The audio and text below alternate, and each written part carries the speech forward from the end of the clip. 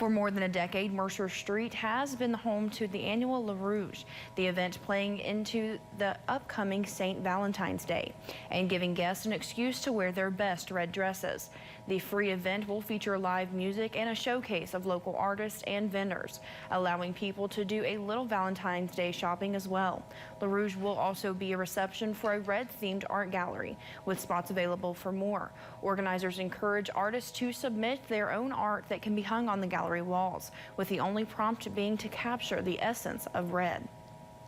Really, it is open for interpretation.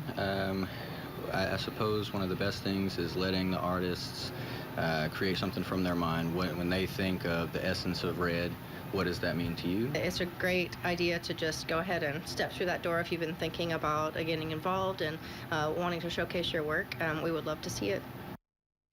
Again, the Rouge will be held on February 7th at the Dream Bean, and those wanting to submit art can do so by going to riffraff.net/redart to fill out a form.